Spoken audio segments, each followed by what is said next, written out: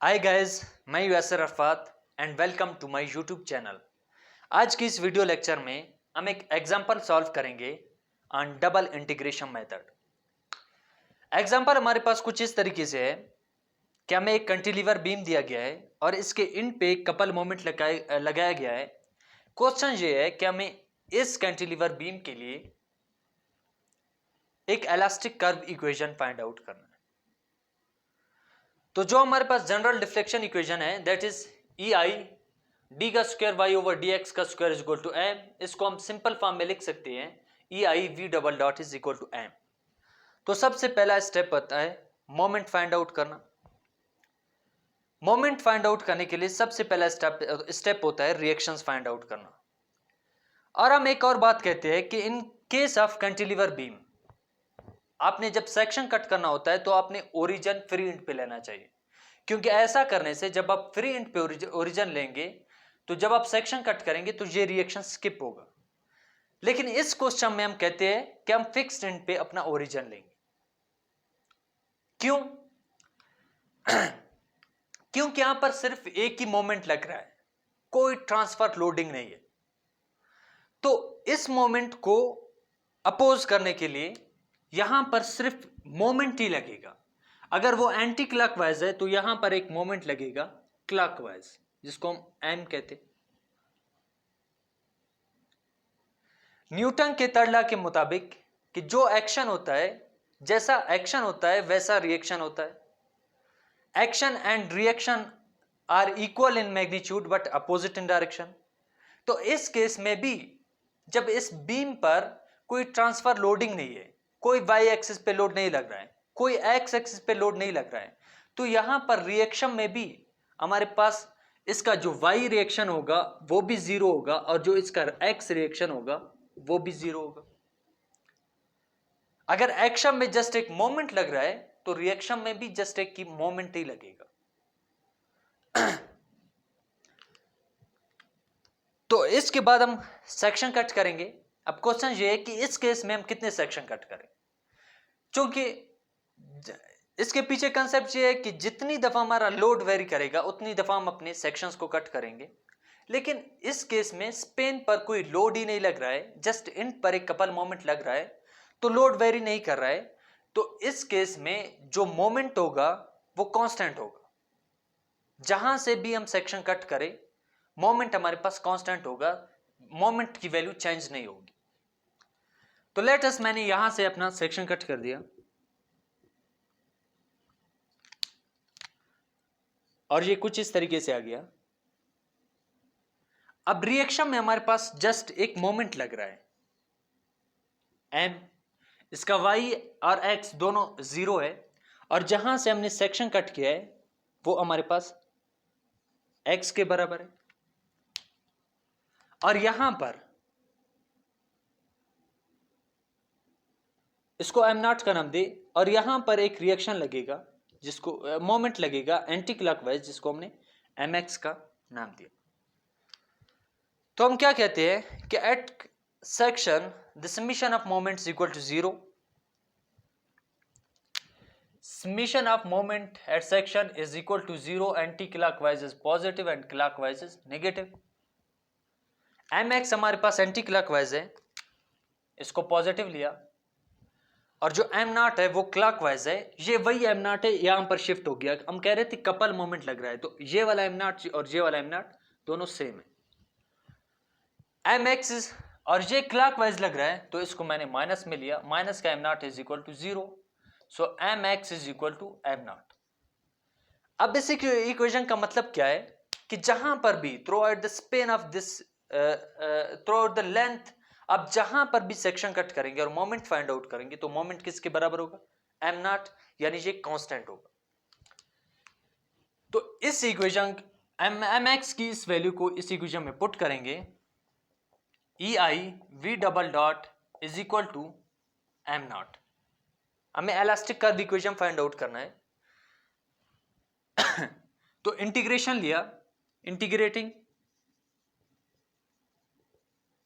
Both sides,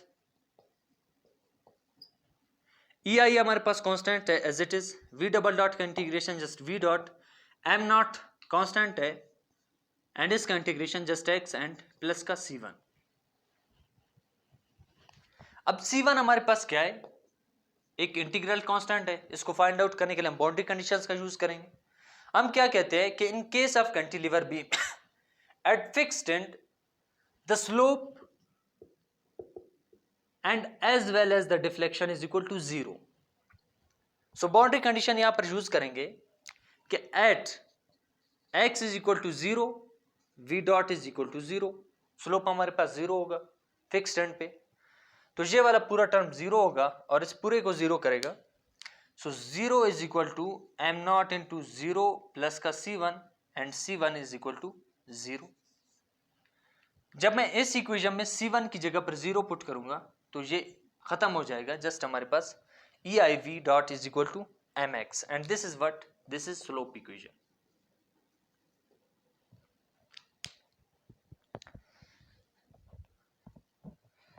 फिर हम क्या करेंगे, अगेन इंटीग्रेटिंग,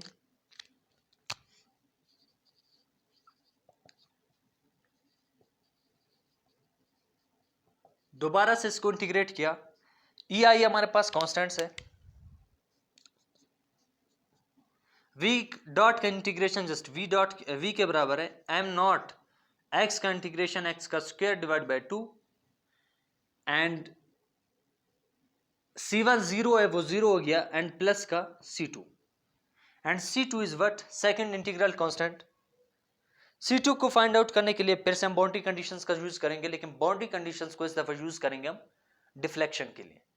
तो बोथ डिफ्लेक्शन भी फिक्स्ड एंड पे 0 होता है। तो बाउंड्री कंडीशन हम कुछ इस तरीके से अप्लाई करेंगे कि at x is equal to 0 then v is equal to 0। तो ये वाला पूरा टर्म v की वजह से 0 हो जाएगा। सो 0 इज इक्वल टू, यहां पर x की वैल्यू पुट कर दी, ये भी 0 होगा एंड प्लस का c2। तो c2 is equal to 0, c2 भी 0। यहां पर x की जगह पर 0 पुट कर दिया, v वैसे 0, x पुट किया 0, ये c2 0 हो गया। तो यहां पर जब मैं c2 की वैल्यू 0 पुट करूंगा तो ये मेरे पास क्या है, दिस इज डिफ्लेक्शन इक्वेशन।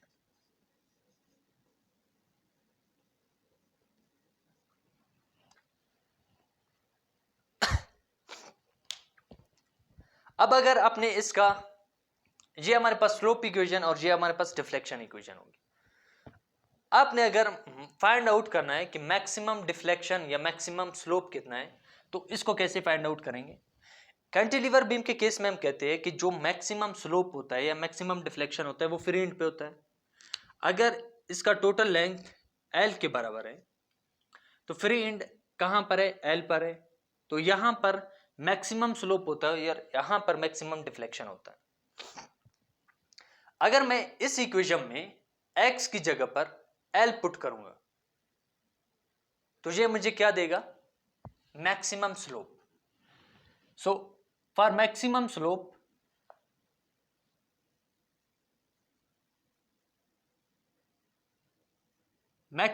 के लिए हम स्लोप इक्वेशन को उठाएंगे, EI v dot is equal to m naught x। और इस इक्वेशन में जब x की जगह पे L पुट करेंगे तो यहां पे मैक्सिमम स्लोप होता है at free end in cantilever beam case. तो जब मैं यहां पे v dot is equal to m naught x की जगह पर L पुट कर दिया फ्री एंड पे एंड EI से डिवाइड किया, ये हमारे पास क्या है, this is maximum slope.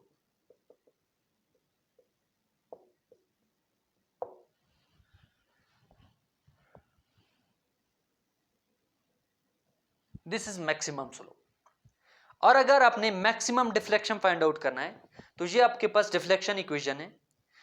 Cantilever beam के केस में हम कहते हैं फिक्स एंड पे डिफ्लेक्शन 0 होता है और फ्री एंड पे जो डिफ्लेक्शन होता है वो मैक्सिमम होता है। यहां पर आप लोग देख सकते हो, यहां पर मैक्सिमम डिफ्लेक्शन है और इस तरफ आएंगे तो डिफ्लेक्शन कम होता जाएगा।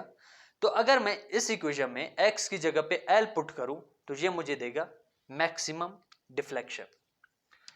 फॉर मैक्सिमम डिफ्लेक्शन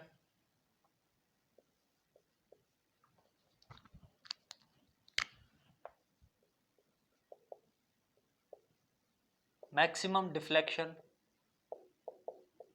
जो हमारे पास डिफ्लेक्शन का इक्वेशन है that is E I V is equal to M naught X का स्क्वायर डिवाइडेड बाई 2। अब इसमें x की जगह पे l पुट करूंगा, E I V is equal to M naught L का square divide by 2 and v is equal to M naught L का square divided by 2 E I. This is what, this is maximum deflection.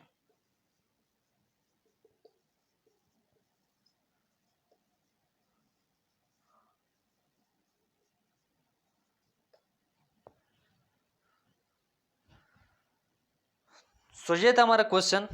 आज की इस video lecture में इतना ही काफ़ी। मिलेंगे next video में। Thank you.